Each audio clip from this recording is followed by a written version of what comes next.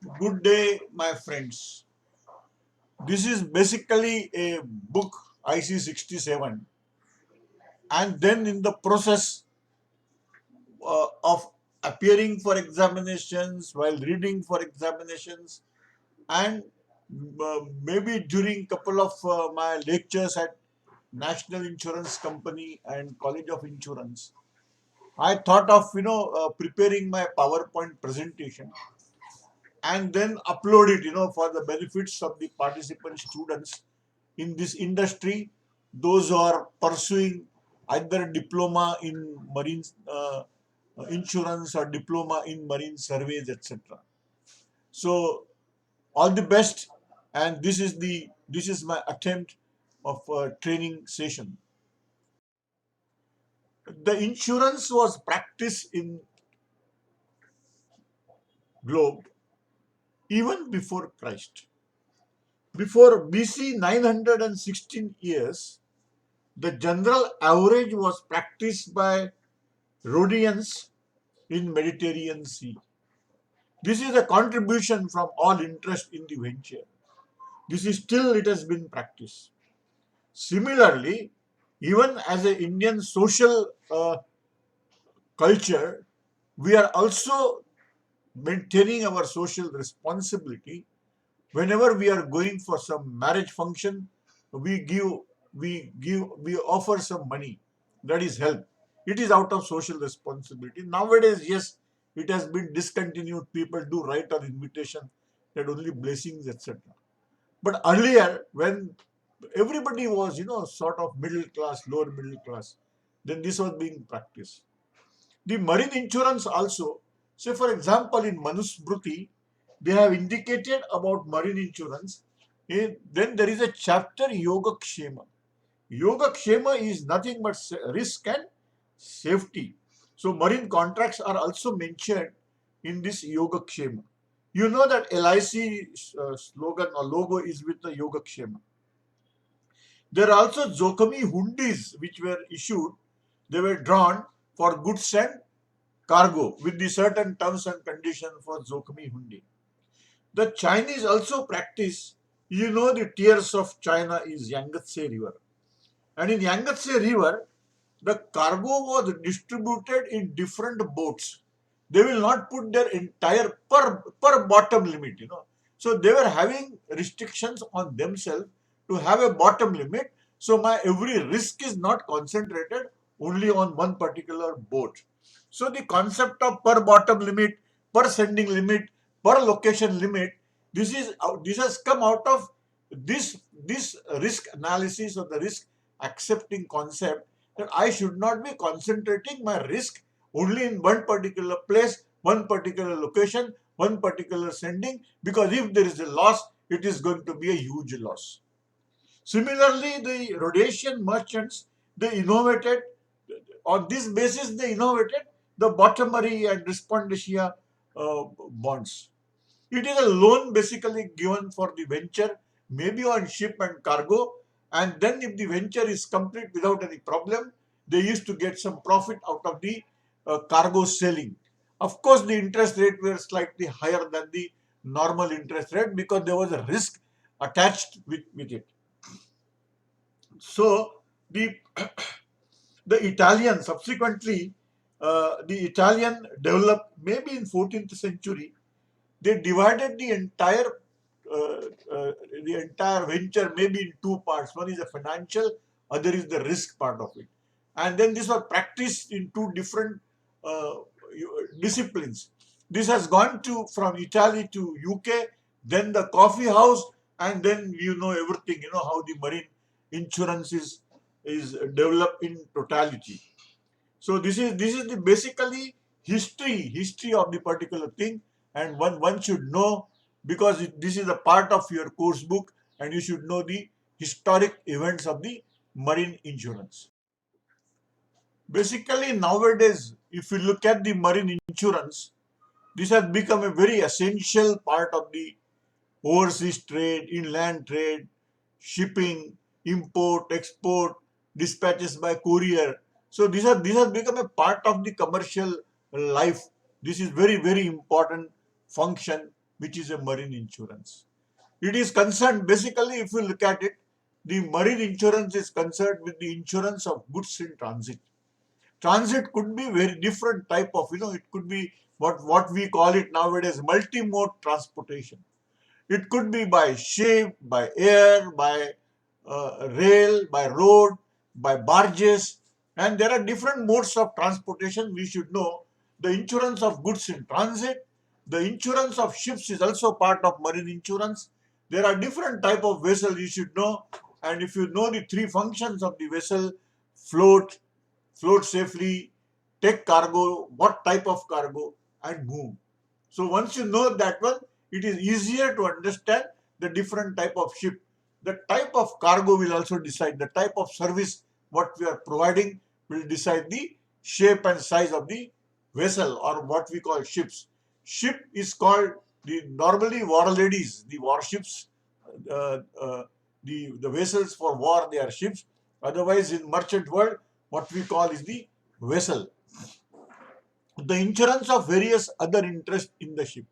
You see, there are many interests. There is a cargo interest. The charterer will have his own interest because he has put what you call diesel in that. Then there are certain navigational or bridge equipments. They are not purchased, but they are kept on hire. So they also have their own interest. So there are multiple interests in this particular venture, and then everybody can get the insurance considering the risk associated in that particular venture. The the insurance of incidental charges and profit. See, basically, incidental charges are, what is incidental charges? The X work price is different. The X work price will have its profit in that. But then I have to send it to docks. I have to send it to port for the purpose of shipment. So there is a inland transportation. Then there is a clearing forwarding charges. Maybe there are certain charges by customs. Then the ocean freight. After ocean freight, once it is unloaded, it is a inland transit. So there are various associated incidental expenses which is related with the shipping. The profit, of course, when I'm selling some goods, and then as a seller, if I'm taking insurance, my profit is already included in the invoice what we are preparing. So then the next is, why, who needs the marine insurance? Why marine insurance is required? Of course, it is for the safety. Then also it is required by banks, that they will ask that during letter of credit transaction. It is not compulsory, although it is mentioned in the book. I have seen many merchants, they just don't take any insurance for the ocean voyage. I have seen them. They say, "Kya hoga jahaj? Nothing will happen uh, to my cargo in the sea journey, or if at all it is happening, it is a one." So those are bringing small cargo with the risk which they can retain with them, but definitely not a full shipload costing say 30-35 crore rupees. They will definitely go for insurance. Also, it will be part of their letter of credit and LC transactions. The compliance of the terms of sale. The nowadays the International Chamber of Commerce, they have different types of the terms of sale. Say for example, FOB. FOB is free on board. When I am placing the cargo inside vessel, then that is concluded. But then it has to be insured by seller in terms of whenever there is a FOB terms of sale. So considering, if you look at uh, the uh, the Incoterms, you understand when the titles of goods are changed, and it is also directly, it is not indicating who should take insurance, etc., but it is giving an indication that who should be taking. So for example, if any consignment is imported on FOB or C&F terms of sale, the ocean voyage has to be insured by the receiver, by the buyer, by the consignee. So this is the risk, which is divided into two groups. One is the FOB, or before loading, and then ocean journey, and from ocean journey, once it is unloaded into port, it is going to final destination.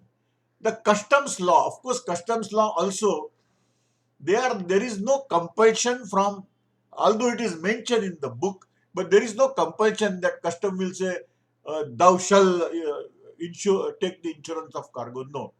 You see, in bill of entry, what they do, if the freight is not indicated or mentioned on FOB value, they take 20% as a freight. The insurance is not mentioned as a assessable value for calculation of duty part. They will consider 1.125 percentage as a insurance paid. So it is always cheaper because then pay duty on that. So it is always cheaper to take insurance, and in bill of entry actual premium paid will be incorporated. Definitely you will be saving much on part of your duty. So these are the places why it is required. Before nationalization of the insurance sector, you know that there were 107 companies operating in India, and they were amalgamated and reconstituted into four companies. What are the four companies? They were also known as a public sector. They were directly under control of GIC, General Insurance Corporation of India. This was incorporated in November 1972 as holding company, and above four companies were designated as its subsidiaries from 1st January 1973. National Insurance Company Limited, having head office at Kolkata. The New India Assurance Company Limited is having head office at Mumbai. The Oriental Insurance Company Limited, it is having head office at New Delhi. And the United India Insurance Company Limited has their head office in Chennai.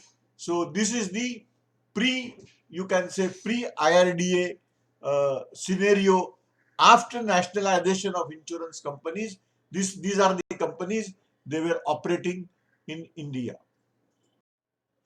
Over a period of time, the marine insurance market in India started changing. By 2002, amendment of GIBN Act 1972 was amended. There was an amendment of the original uh, Insurance Act. GIC was made only reinsurance company. Nowadays, it is GIC is not a controlling for all the four companies, but they have become only reinsurance company. The four public sector insurance companies are not subsidiaries of GIC. This is what has happened in changing scenario. Their holdings were transferred to Government of India. And then as on date, there are 17 general insurance companies in India transacting marine insurance. There are there are no companies doing exclusive marine insurance business, but they are into multi-mode. They are also doing fire, they are also doing automobile. Some of them are also doing hull and machinery, but not all. In hull and machinery, you will find ICICI, HDFC was there, but they have subsequently discontinued. Some part IFCO Tokyo is also there, but then otherwise normally they are when they say general, it is all other things including marine. You see, it is a general insurance. It's not life. It is a non-life insurance companies. So this is the present scenario. Maybe over a period of time. You see, this is from the book. So when they are asking questions, you have to maintain the answer which is given in the book. Even if, say, for example, some one or two additional companies have come subsequently, you should maintain in the what is mentioned in the book, because whatever your questions are asked, they will see only what is the answer in the book. And then, of course, there are nowadays the exam is on multiple choice question, so you cannot give any answer which is out of the text or out of the book. Earlier, the Indian marine market, what even if not marine market, maybe fire market, motor, everything was governed by tariff provided by Tariff Advisory Committee. It is All India, Tariff Advisory Committee. They have provided that if there is a flag of convenience, if it is a overage vessel, if there is a non-classified vessel, if it is a vessel which is more than 25 years, if the commodity is bulk, break bulk, liquid bulk, if it is having a evaporation in nature, the tariff, the premium rating was provided as a total loss or free of particular average and with average. So one is it is divided into two parts. Nowadays it is A, B, C policies are there. B and C are name peril. A is all risk policy. So this is the Indian market. It was governed by tariff. It was easier thing to calculate the premium, and then it was maintained by all the four insurance companies. So this marine cargo tariff after privatization was withdrawn except for crop insurance and advanced license insurance policies we have tariff. Otherwise, for any other type of risk, maybe it is a marine cargo risk or hull risk or machinery breakdown or machineries, the fire, the tariff has been withdrawn. There is no tariff. So nowadays you have to carry out the risk analysis. You have to understand what is risk involved in the venture, what is a flag of vessel, what is the age of vessel, which classification society it is having, what is nature of cargo, what is method of assessment of cargo, what are chances of losses in the cargo in transit. Everything has to be envisaged by underwriting department, by underwriter. Highest position in our insurance field, underwriter, who understand the risk and then he is calculating premium accordingly. So nowadays there is no tariff. The marine hull remained to be governed by marine hull manual. Marine hull manual are prepared. Now you see, basically earlier there was a tariff, marine hull tariff. From that tariff, people have prepared. Everybody is having their own manuals. Every company is there. Similarly, the United India is having their own marine hull manual. The New India Assurance Company, they have prepared their marine. More or less, it is based on tariff, advisory committee's tariff, but then definitely it is less. It is not more than what was provided in the tariff. Things are same. The competition is, the calculations of premium is more or less same. So they are provided with their own hull manuals. The ratings of H&M was non-tariff, but the rules of hull manuals are binding on all Indian insurers. So there are various rules and regulations provided, which is binding for everything. But then the tariff it has been removed. And then as I said that every insurance company, they have provided, those who are into hull and machinery business, they have provided their own tariff in particular field. There is compulsory cession of 10% to GIC on all cargo and hull insurance policy issued by uh, insurance in India. You have to give 10% to general insurance company, and they are also monitoring, watching, looking at the losses, loss ratio, etc. So this is compulsory when it comes to hull and machinery department.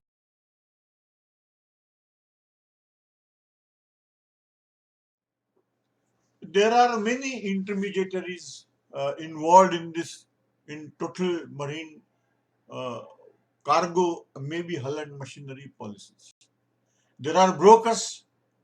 They are you can say that they are placing business. They are taking ratings from the various companies, and the most suitable ratings and the risk factors considered, etc. They will place the business with that particular insurance companies. They are the insurance brokers. Earlier, they were agents only.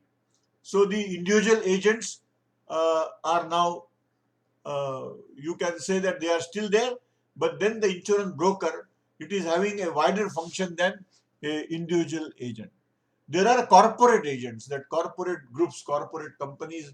The bank is also acting as a bank, can also act as an agent, and they will place. Say for many times, what happens that when the bank is giving loan for a housing, a bank is giving loan for car, etc.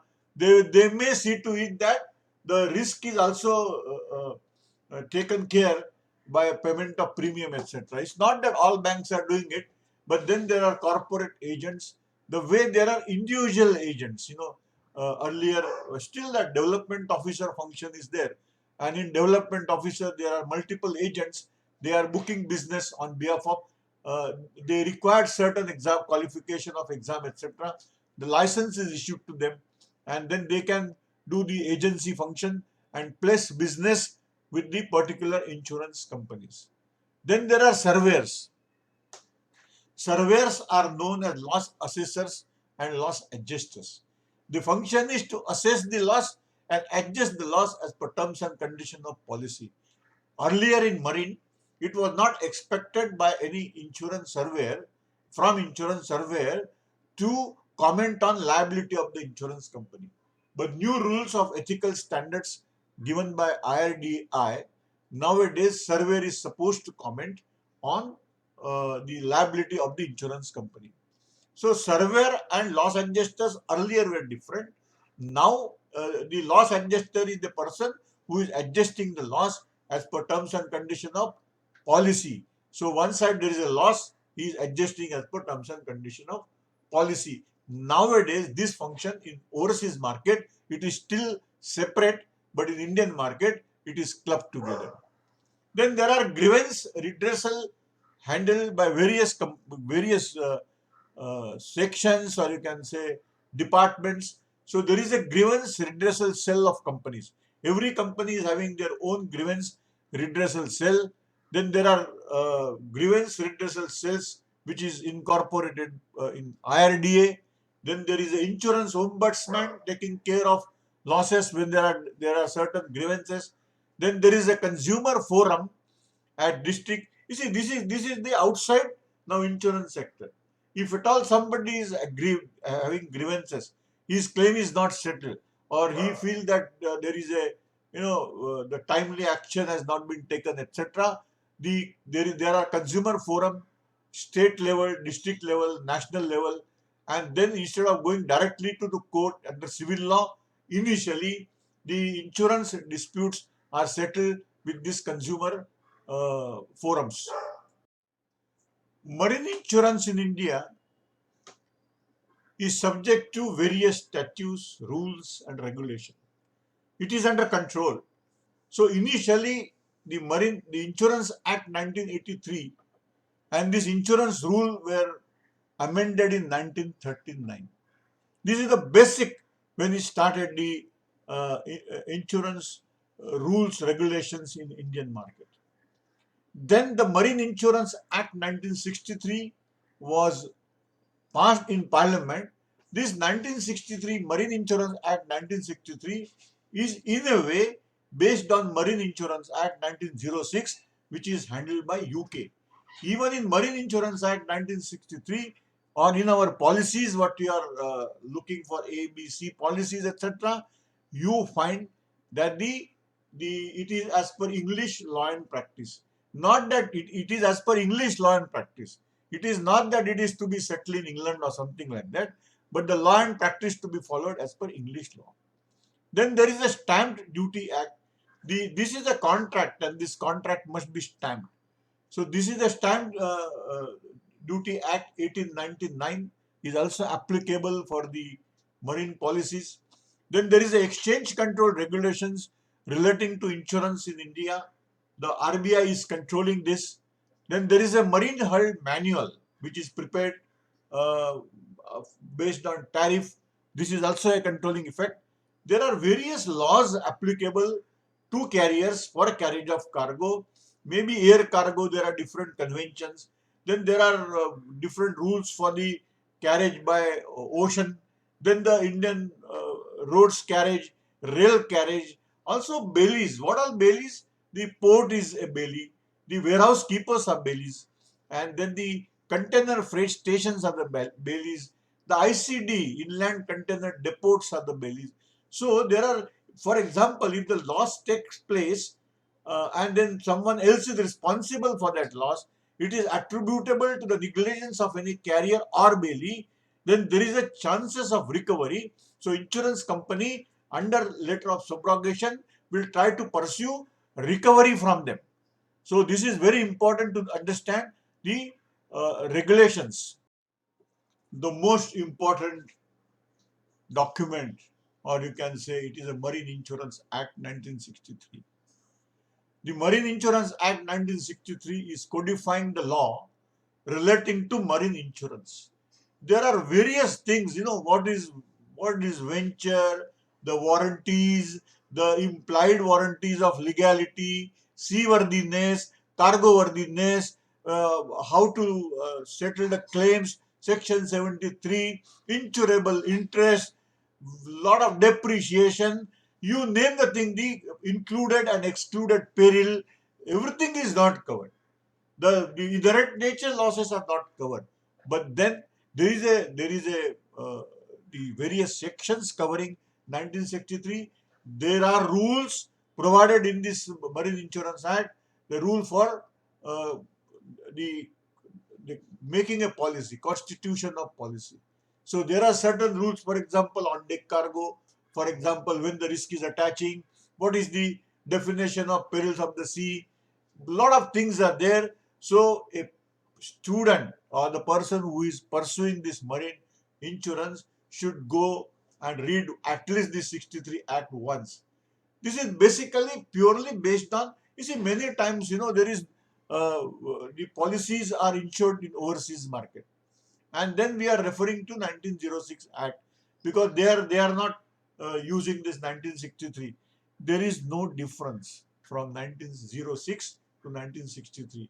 More or less, our Act 1963 Marine Insurance Act is based on 1906, which you should know. We must be aware of various salient features of Marine Insurance Act 1963. There are many sections which are flexible. It can be deleted, it can be included in the marine insurance policies which are being issued. So, there can be change with specific conditions in the policy. It is important when the law is silent or does not conflict with the prevailing practice. This is very important. If you want to remove certain thing, yes, you can remove it. But there are certain basic core things like you should have insurable interest at the time of loss. You cannot change this one. But there are couple of things which are included or excluded losses that you can touch upon that particular thing. Seaworthiness and legality of object are implied warranties. They are there. You see, whether it is mentioned in the policy or it is not there. So any illegal venture, any contraband trafficking, all these things, if there is a loss of such illegal venture, it is not covered under the policy. Similarly, the commencement of voyage, the vessel should be in seaworthy condition. Subsequently, if something goes wrong, it is okay. We can understand that. But then this will not be mentioned anyway. So seaworthiness and legality, it is a implied warranties. Maybe surveyor will make a note in his report that we have seen the express warranties and we have seen there is no breach in implied warranties provided in the policy. So, as I said, warranty of legality cannot be changed. In other words, you cannot insure the illegal ventures. Insurable interest is required to be present only at the time of loss. That means, you see, it is a dynamic risk. The risk is changing. The consignor is different, the consignee is different. Maybe on it is a sale on high sea sale basis, the ultimate consignee will be different. So the insurance policy will give the origin and destination. So in that, whoever is having insurable interest, if the policy is issued, he should have the insurable interest at the time of loss. In other words, when the vessel is loaded and if it is lost to sea, it is the consignee who is having insurable interest as per INCO terms, because titles of goods are changed when ship is loaded. So there cannot be claimed by the seller of the goods. It is the buyer of the goods will lodge a claim because he has the insurable interest, and of course the seller will have contingent insurable interest. That is a different topic altogether. We'll touch upon that in different section, but here you should know that at the time of loss you should have insurable interest. Basically, Marine Insurance Act is taking care, as earlier I said, that they are taking care of various sections. There are multiple sections in that. So it is also giving a definition of marine venture. It is also indicating that what is insurable interest, what is contingent insurable interest. It is also indicating about the valuation part of it, insurable value, insured value, what should be valuation, where it is, if it is considered as a fraud, then what is to be taken care. The principles of disclosures. That means that whatever you know about the risk should be disclosed to the insurance company, because you are trying to influence at the time of taking risk. You should not keep something hiding. So there is a principle of disclosure about the risk to the insurance company. The policy contains how policy is drafted, design is also given in the act, and forms and various types are also indicated in this particular Marine Insurance Act. We are dealing about some important uh, sections of Marine Insurance Act. The construction of terms of policy are also defined. Contribution, there is every possibility there is a double insurance. So whenever double insurance there, how it is to be apportioned, it has been indicated in that. There are different types of warranties or condition imposed. So how, if there is a breach of warranty, how the act looks upon the breach of warranty has been explained in the warranties.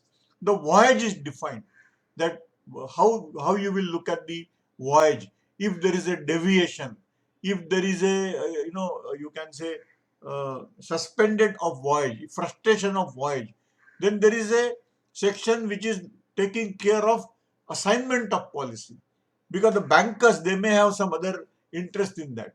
So how the policy can be assigned, the premium, when premium and how premium is calculated, paid, this has been defined. Of course, as per in Indian 1938 Insurance Act 64 5B, you have to pay premium in advance.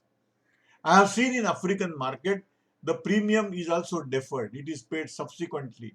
It is given a credit time, etc. In Indian market, this is not allowed. Then there are, as I say, statutory exclusions, like implied warranties. There are certain exclusions from the, say for example, inherent nature, improper packaging, rats and vermin damages. There are a couple of things, which you will find the losses attributable to that, but which is not covered under the policy. This is very important. These sections in Marine Insurance Act 1963 is also covering different types of losses. Basically, they are trying to say it is a constructive total loss or it could be a total loss. So there are various types of losses associated in the venture has been explained, discussed in the topics provided in that. Now, for example, many times what happens if there is a constructive total loss, or if my cargo is lying in the port premises, the duty is much more than that. Then there is an option of abandonment of the goods in the port premises itself. The vessel, when it is a wreck, the salvaging, etc., it becomes very costly. Salvaging, repairing, it is much more than the cost of vessel. Then the vessel is abandoned to insurance company. Insurance company, as a rule of practice, they will never accept the abandonment. They will say what we have covered is only the object or the cargo or the policy, and any other liabilities associated with that will not be covered by us. So we are not accepting. We are accepting your constructive total loss, but we are not accepting abandonment to us. You can abandon, and if it is a wreck removal or any other liability attached to it, or any expenses to be incurred on that, that the consignee or insured should take care of that. The measure of indemnity, how it is to be calculated. The section 71, it is telling on the sound market value and damage market value, etc. So how to calculate the allowance? If it is a agreed value policy or it is a valued policy, so looking at both the things, how to calculate the loss, it has been defined in section 71, which is on measure of indemnity. Subrogation. What is subrogation? That whenever there is a loss, when the insurance company is settling a loss, they will ask for the original documents along with a duly signed letter of subrogation. The letter of subrogation is indicating all your recovery rights from the carriers, all your recovery rights from the bailees are subrogated to insurance company, are given to insurance company, and after settlement of claim, if the fit, if it is proper, if it is commercially viable, they will pursue the recovery from these people. So many times there is a question of arresting of the vessel, trying to take bank guarantee for the losses, trying to get protection and indemnity bond from the them for the losses. So everything, it is a part of recovery. So subrogation is also part of recovery. The return of premium and other provisions. There are multiple other provisions. For example, I am cancelling my venture. My period is 1 year for the vessel. But after 3 months, 6 months, 4 months, I feel that no, I want to cancel because she is going for repairing or she is having some problem with the vessel. So whatever is thing when it is cancelled, the venture is cancelled, the policy is cancelled, then there is a set provisions for returning of premium, etc., which is also discussed with along with various other provisions provided in the policy. If you look at for the international marine insurance market, it is very huge. Our portion of Indian market is very small, considering the overall the marine insurance market. So, which is governed by United Kingdom marine insurance market is the controlling factor. There are Lloyd's. The insurance companies are member of the Lloyd's group as such. There are major insurance companies uh, doing the general insurance, also in the reinsurance market. There are mutual and captive insurance companies. Then there are brokers, the risk managers. They are trying to have the risk analysis of huge projects, huge consignments, etc. There are captive managers. Also, there are many admiralty lawyers, admiralty courts. There are many banks' interests involved. There are surveyors. There are average adjusters. So these are all people internationally connected in the marine insurance market. There are different type of trade association, like oil is there, the frozen food is there. There are different type of trade, and they have their own set of trades, which is approved by Lloyd's. So you will find that oil trade, they have their own set of insurance conditions, etc. So you should understand that there are trade associations and market committees involved. They are also trying to influence the insurance policies, etc., considering their losses, their requirement of insurance. It is important to understand about the organization of Lloyd's. Organization of Lloyd's, is a corporate entity. It is financed basically by subscription from underwriting members. And then there is a council. It is having 28 members who is managing and regulating the affairs of this particular society. The underwriting members are elected by council. A means test is to be passed, that is known as a means test. The means test to be passed on election, the security deposit and council is mandatory. The members' liability is limited in the process. The members, though their through their underwriting agents from group, is called syndicate. This is about the Lloyd's market. In Indian market, if you are looking in insurance industry, etc., you may sometimes come across, but it is not a regular feature. We are independent. We are the Indian market is independent. But as a person from the marine, you should have some knowledge about the Lloyd's, how they are operating.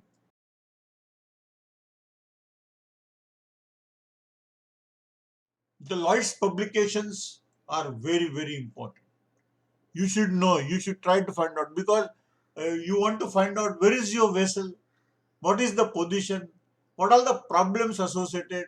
So you will find Lloyd's Register of Shipping, which is giving a complete information about ship, where it was built, what is the gross tonnage, what is classification, gross tonnage, deadweight tonnage, what is the classification society. This is very, very important, because in underwriting, you are asking, you are trying to incorporate classification clause.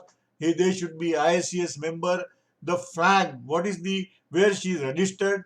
It should not be a blacklisted flag, or it should not be a flag of convenience. Not that it is a flag of convenience is allowed, but then when you look at the vessel's management, how it is going to be manned, maintained, etc., these three things are very, very important. The classification, flag, age of vessel, and of course ownership profile, because you know that you take the name of any Indian big house, and then you have some basic in the understanding about that particular company. Like for example, the moment I say it is a Tata group of companies, I have definitely high feelings about them. It may not come for every other industries, but then ownership is also like that. Who is owner of that vessel? Is it Singleton? Because Singleton vessel, that is only one vessel is owned by one person. The flag is flag of convenience. The age is more than 20 years. There is no proper classification society. This will be considered as a bad risk. Then Lloyd's shipping index is also very much important. Lloyd's confidential index and ports and records. You can get from even from the International Maritime Bureau. You can get the information on the various ports, piracy, what is happening in that particular ports, etc. Then there is a Lloyd list provided. The Lloyd's law reports are there on various type of damages, how court has viewed. So you will get the Lloyd's law report, the Marine Surveyor's Handbook. Marine Surveyor's Handbook, it is covering various commodities, maybe hundreds of commodities are discussed, that once it is in damaged condition, how that particular commodity is going to behave. So there are various Lloyd's publication. You should get acquainted. The which is not mentioned here is about the EQUASIS. The participants must be aware of the organization EQUASIS. The EQUASIS will give you every information, classification society, age, managers, how many times you were detained under flag state control, that what is the status of classification, the surveys, everything you will get it from EQUASIS channel. It is a free, there is a registration, formal registration, but it is free. They are not charging any amount for that. International fraternity is also using various Lloyd's form. For example, there are various forms used internationally. They are all standardized forms, and then there is no ambiguity. Everything, every word has been taken care legally. The most important is Lloyd's open form, which is also known as a LOF. So LOF is provided a regime for determination of amount of remuneration to be awarded to salvor for their services in saving property at sea and minimizing or preventing damage to the environment. Now we see it is open. Whenever the vessel is at distress, they will, whenever the distress signal is passed, many vessels will come for help and rescue, and the master of the vessel or owner of the vessel will sign this Lloyd's open form. This is indicating whatever salvage operation is carried out, it is on no cure, no pay basis. That means if the venture is not saved, the salver will not get anything. But if they are saving that venture, the cargo is saved, the human, the people, crew are saved, the property is saved. It is and considering degree of danger, the nature of this job involved by the salvers, the court or arbitration will decide the award which is to be given to the salvers, and then the insurance companies will pay for that, hull underwriters will pay for that award, and then of course it is a general average, so there would be contribution from cargo, uh, interest, etc. So this is very important. Whenever there is a salvage, the considering degree of danger, the award is given, and for that there can be salvage on various ways. Salvage can be with contract. There is no it is not an award which is given. It can be with contract. We can do it with the sister vessels. But then this Lloyd's open form is very important. If there is a PNI club, they will write down the SCOPIC as per special compensation of PNI club rates. Write down the total expenses incurred by the salvers. Whatever is the award will be given by the hull underwriters. It will be contributed in general average.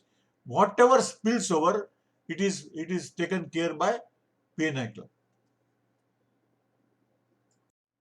The Lloyd's agents are appointed for the, you can say that adjustment, appointment of surveyor, and they are basically appointed by Lloyd's, approved by Lloyd's. They are found in major ports and many cities of the world. See, basically, even in Indian policy, you will find whenever there is a loss overseas, you contact nearest the Lloyd's agent and he should carry out the survey. In Indian market, there is a separate set of appointment of surveyors. There is no question of Indian underwriters going for the Lloyd's agent. We have our own survey system approved by IRDAI. So there is a different system, but still, when the consignment is coming insured by overseas insurance companies, there are certain Lloyd's agents.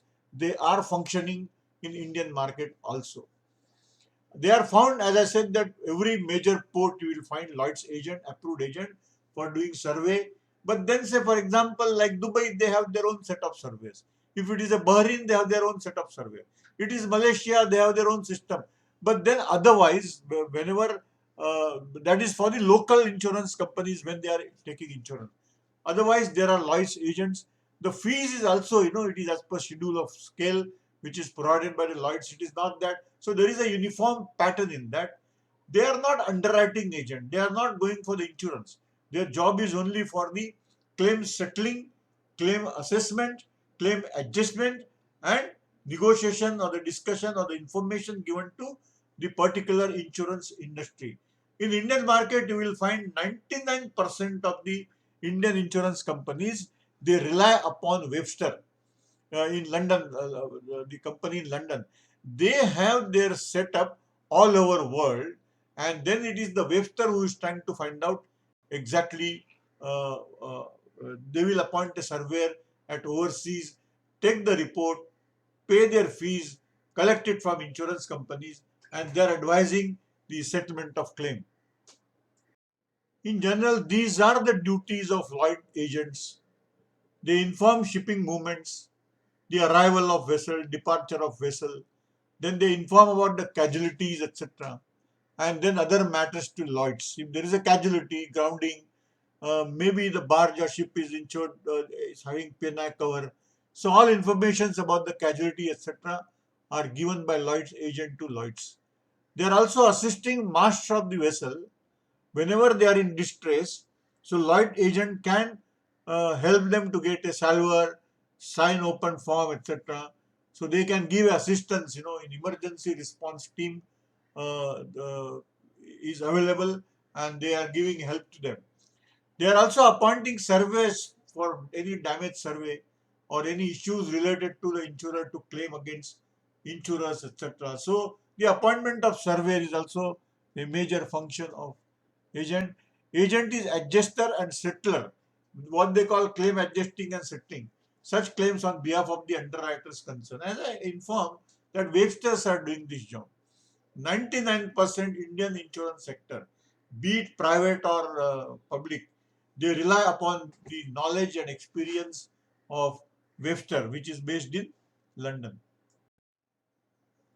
In Indian market, we are using institute cargo clauses A, which is a all risk policy, B, it is a name peril policy, C is name peril policy. All these clauses are drafted and designed by International Underwriting Association of London, which is also known as IUA. We are still using that. There is no Indian, maybe for inland transit, etc. We have our own set of clauses, which is in a way based on London clauses. So, which is promoting the process to reform and electronic interfaces across the market. This is also, we are member, the insurance companies are member of this IUA. There is no regulatory authority over the members. They are not having any like RDI or how they are functioning, etc. But they are definitely having, it is the largest representative organization of international wholesale insurance and reinsurance companies. They are member, our people are member of these IUA. This is very important because say liquid bulk clauses or refrigeration clauses, frozen fruit clauses, the trade clauses, coal clauses, you name it, and it has been designed. They are very excellently designed. You will read the coal clauses and you will find a topic related to spontaneous combustion, etc. So there are, in Indian market we are using ABC, it's okay. But there are trade clauses for various trade. As I said, like coal, liquid bulk, there are separate clauses, and participants, those who are pursuing their study in marine, should know various clauses available in from IUA. When we are trying to read the historic background, the basic information about the marine policy, etc., in Chapter 1, you should know about the International Union of Marine Insurers, which is known as IUMI. So it is the German underwriters, they have formed this association on 8th January 1874 in Berlin, which is known as I said, that IUMI. This is for the safeguarding and developing the interest of the insurance companies. It is also promoting the quality of underwriting. Nowadays, uh, uh, if you look at the emerging trends, there are various policies are, by adding certain conditions, etc., various risks are changed, they are lowered. But then the quality of underwriting, if you see, the this has been promoting that good underwriting quality. It is a forum to exchange experience, information on marine insurance matters and safety of insurance, etc. I have seen in marine the emerging trends. How recently I did two vessels. One was of a project cargo, other is a purified terephthalic acid (PTA). Now you see what is happening. Earlier there were a bulk, the twin deckers. What is twin deck?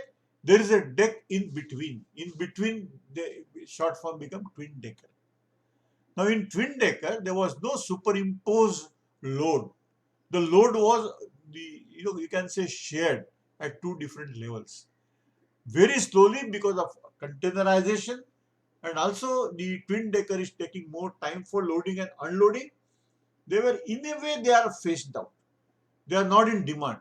But now whenever there is a project cargo which is coming, then they you cannot book it in container because it is very expensive.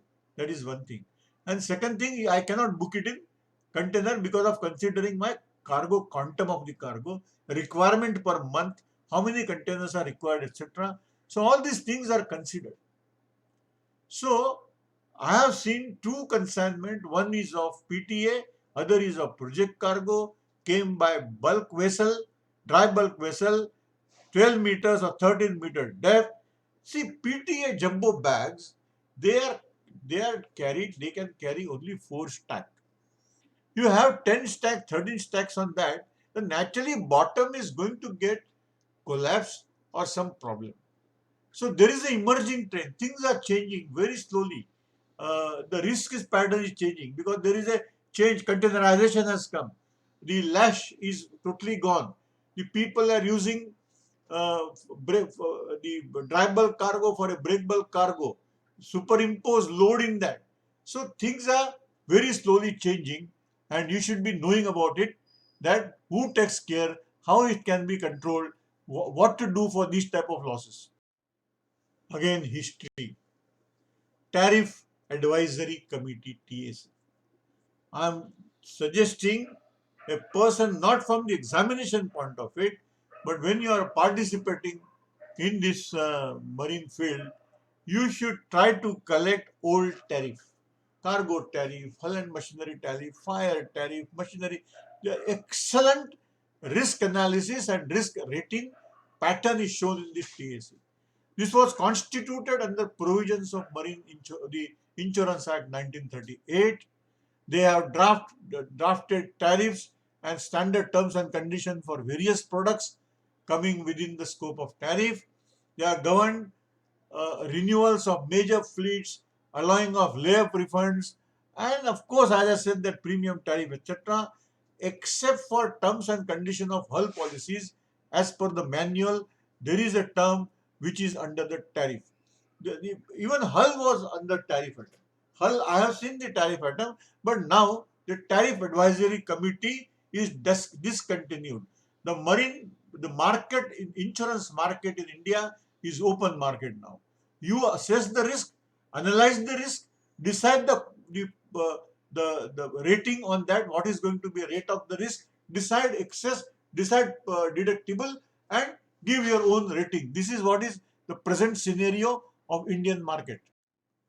International Maritime Bureau, very important organization of world. It is specialized division of International Chamber of Commerce. You have come across ICC terms of sale, that is International Chamber of Commerce. This is a non-profit organization established in 1981. It protects the integrity of international trade. Earlier, if you want to find out about some charter owner of vessel, you can go to IMB, and they used to tell. All public sector were the member of this ICC, the IMB, and you used to get this information that what is the quality of charterer, what is the financial capacity of vessel owner. All this information were available through IMB. They are also controlling the training, what training is required, pollution rules, the cargo securing manuals, cargo securing plans, everything is there with the IMB. There is a code, the bulk code is there, what are problems, how it is tested, how loss can be minimized, everything is through International Maritime Bureau. It is, it protects, as I said, that it is protecting integrity of international trade. It is helping, it is saving shipping and trading industry. There are a lot of things about the bulk code, etc. It is an excellent training and manuals for minimization of losses.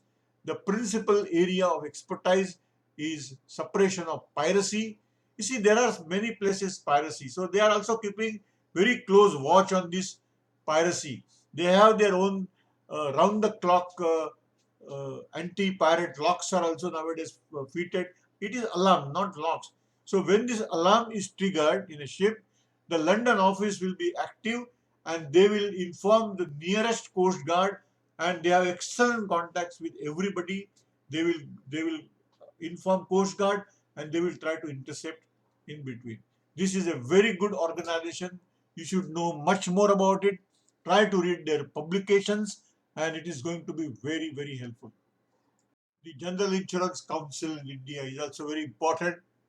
This is a statutory body which is formed under Insurance Act 1938. There are totally currently 22 members of this particular council. The membership is automatically extended by invitation to all insurance industry. It is supporting operation of various insurance related system and mechanism instrumental to insurance companies. It is acting as an advocate of high standards of customer service in insurance industry. It has recently undertaken to revise inland transit clauses on the lines of Institute Cargo Clauses 2009. So this is about the GI Council. You should know. Thank you very much. The first chapter of book IC 67, it is giving a brief introduction of the subject, which is talking about various organizations. Everything has been tried to compile and present it to you for your benefits. Thank you and all the best.